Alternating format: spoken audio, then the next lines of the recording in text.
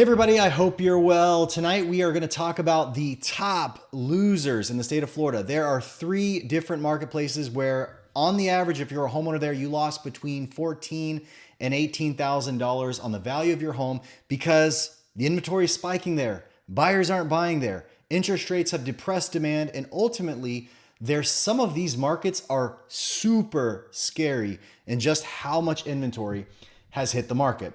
Let me back up by telling you that Florida, if you haven't been following the channel, Florida is seeing a lot more inventory hitting the market compared to the nation. So we are much, much closer to pre-pandemic, what we call normal supply, because obviously most of the naysayers, the market, those, I shouldn't say they're naysayers, but I would say people that would interpret the real estate market as saying it's tight, it's fine.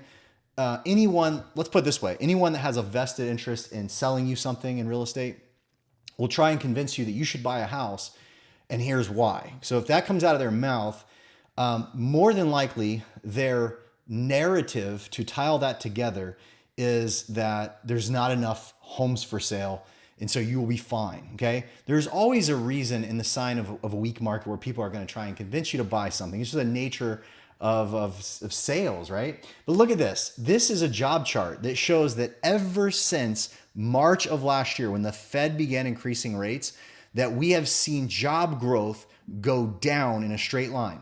This was confirmed yesterday when all the job reports came out, and it was a massive sign of continued weakness, where as we go into 2024, when all likelihood, we are going to see unemployment rate hit 5% and beyond.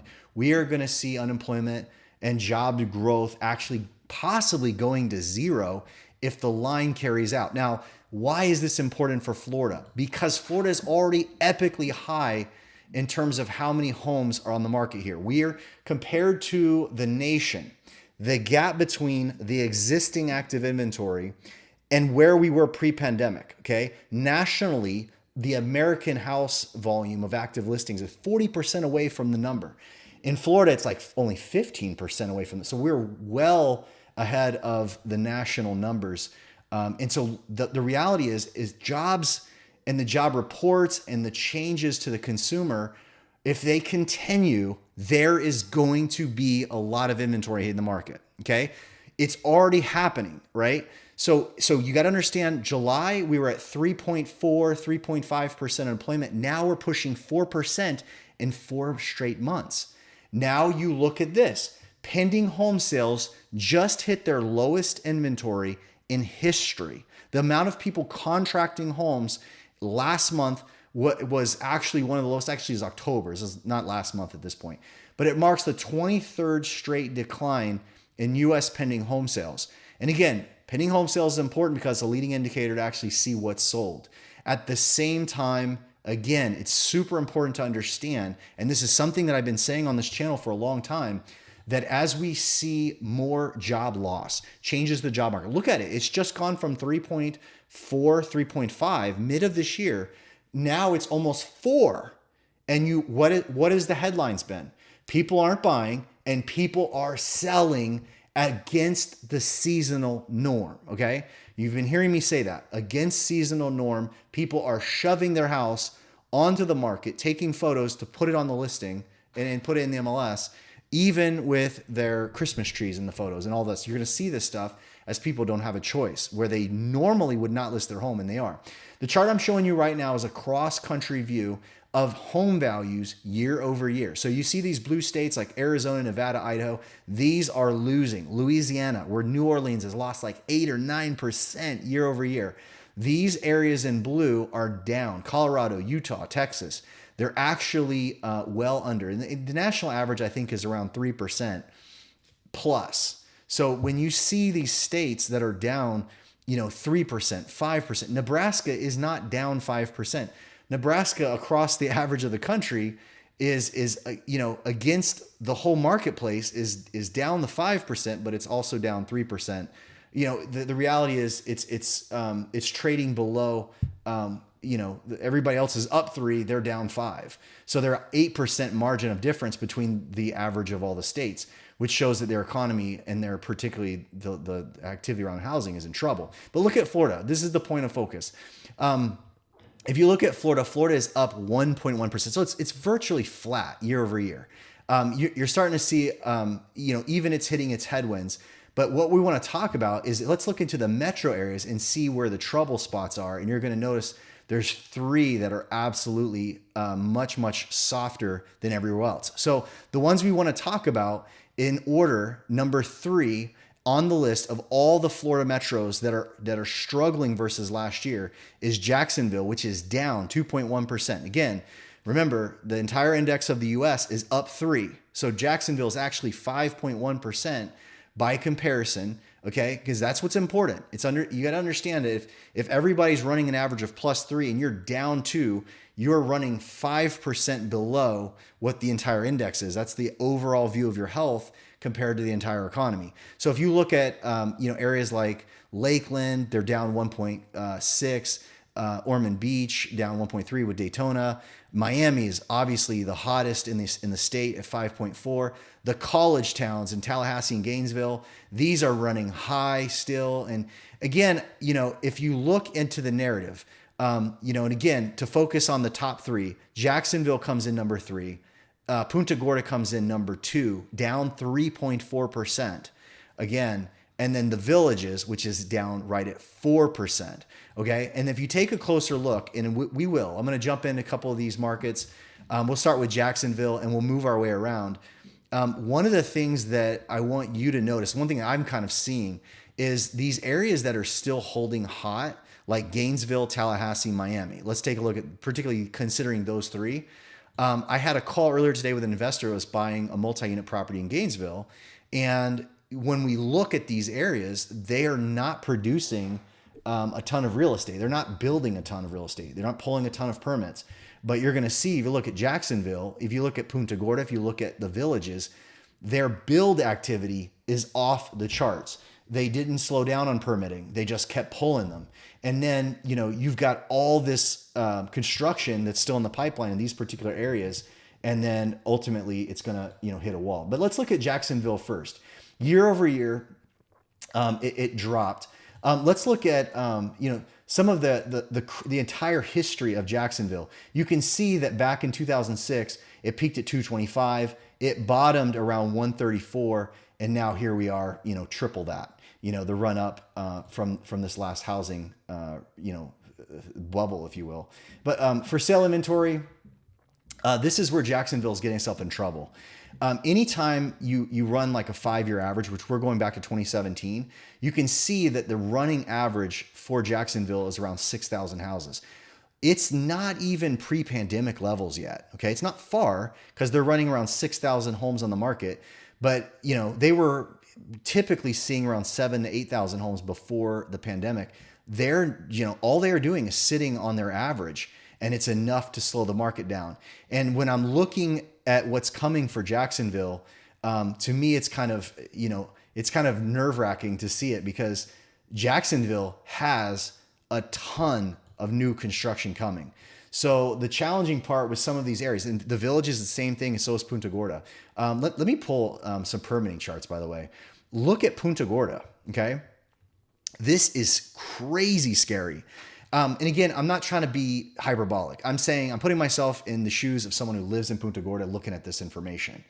Is like when you look at the bubble last time, okay? A lot of marketplaces, when you look at the permit spike, which they held a permit level of 4,300 total, this yellow line, okay? This yellow line represents the green, which is all the houses, and the blue, which is multifamily and condo. That's the total permit volume at the peak of the last bubble, okay? And most marketplaces were not really off the charts this time. Look at Punta Gorda. It is way up there. And so not only did you have them, Punta Gorda, repeat the high level of construction for that area at least, but so they blew it up because look what they held. Look, from 2010 to 2020, they held, I don't even know, I can't even see the line, 400 or 500 permits total at a time, and now it's 5,000. I mean, look, it's just insane.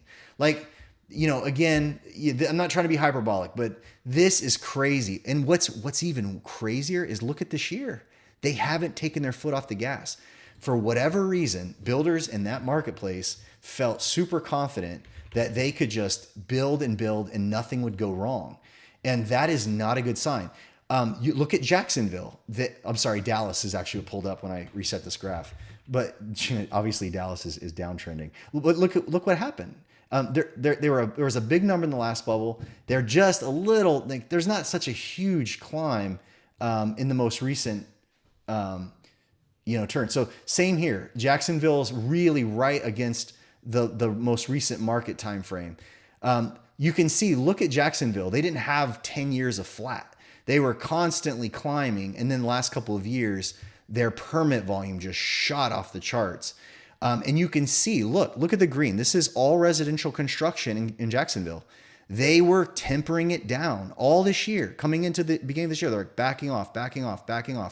And now they're like, nope, we're going to hit the gas again. And they're driving permits north. Same thing, multifamily, huge amount of multifamily activity. Every bit as strong as it was last time. And so you're going to have an interesting time. I think you're going to have a season where, in 2024, you're going to have a lot of current investors that own their landlord of property in Jacksonville, for instance. I could see them dumping their property because they can't afford to keep it. And at the same time, you're going to have all this apartment complex building going on, finishes, and then coming into the market. Let's look at the Village. It's the only one I haven't pulled yet. The Village is the same thing. The Village actually has a ton of new construction in this marketplace. The Village is most of their activity. If you're 55 plus, this is a highly active adult community. If you're not familiar with the Villages, other than maybe seeing them on Netflix and some random tabloid type stories that are going on about this particular community, no offense to those in the Villages. You're a fun bunch. I have a lot of friends that live there. Take a look at this. You can see that they also had their permits hit off the charts. You can see, look at the correction in the Villages. So they went all the way up till like June 2022, and then they just backed off. So you can see in certain markets, something really created a concern in the builders. And then they backed off. But I'm telling you, Punta Gorda, for instance, that is crazy to me what's going on there. The amount of inventory in the face. Let me look at Punta Gorda really fast. I want to look at where their inventory balance is right now. For sale inventory. Yeah, look at that. So they're way past their pre-pandemic norms. Okay. You remember a second ago, Jacksonville was riding the line, and that was enough to cause that market to start to see shock. But that is a major shift. Let's look at the Villages. So the Villages, again, above the line.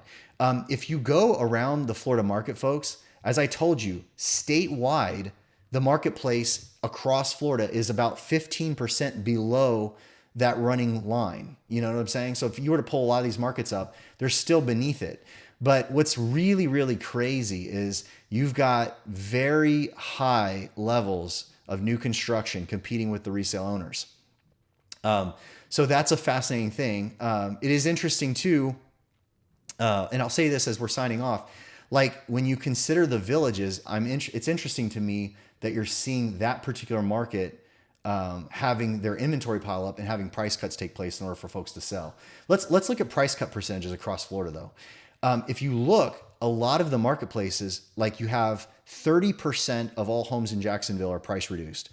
Punta Gorda, 31%, and the Villages, 32%. And again, anytime you start to see your marketplace go over 30 to 35% as a range, 1 out of 3 homes is price reduced. You start to see a little bit of a stress in the seller. You start to see people negotiating down. You can see a lot of the major metros in Orlando, not Orlando, but you see Daytona Beach, you see the Lakeland area outside of Tampa. Tampa itself is at 36% seeing a price cut. A lot of this is coming out of the Pinellas County area, which is St. Petersburg. There's a huge surge in inventory there. But the greater story, folks, is in a lot of these areas, the builders are in competition and they are not messing around. The builders are 18%, okay, across the board, builders are 18% down on price against last year. So not only are they reducing price, but they've also added in, in some cases, 30, 40, 50, $60,000 in incentives. And I'm saying that they're not only they're down on price against last year in a big way. On top of that, there's another 40, 50, and that, remember, that's on a normal price. I'm not talking a luxury house where that's like, 30 grand represents like 3%. I'm talking about, this is a $400,000 house or $350,000 house that has 40 or 50,000 in incentives given to the buyer out of that price. So the price is netting like a 300 versus a home seller down the street that's not giving all that money away. They're eventually going to have to kill the price. So interesting things. You can see there's a lot of changes going on in Florida. And I have to say, as we go into the new year, you're going to see challenges, particularly in these markets where you're already seeing high price cuts. You are going to see the normal spring market, the moving market that's going to come into that on top of inventory that's not selling, okay? And that's a fact, folks. The reality with interest rates, they are not dropping, okay? There's, no matter what you want to, you're seeing all these updates on YouTube right now where people are going on saying, interest rates have peaked. They've hit their max. That is not true. You're going to see that the drivers for interest rates are momentarily off. Okay. The things that have reduced them, in my view, just looking at the scene, that is a temporary situation. And you're going to see those interest rates hovering 7.5, I think probably 7.35, 7.5, all the way through the first quarter, maybe in the first half of the year. And that already, we know the market hates it. The market isn't coming for that. And buyers that need financing, they're going to wait. I mean, there's not a win for the buyer. And then ultimately, the prices of homes have to come way down for homeowners to get out in an elevated interest rate environment, in an environment where they have to compete with the builder. It's just the facts. And so that will make the spring season very interesting.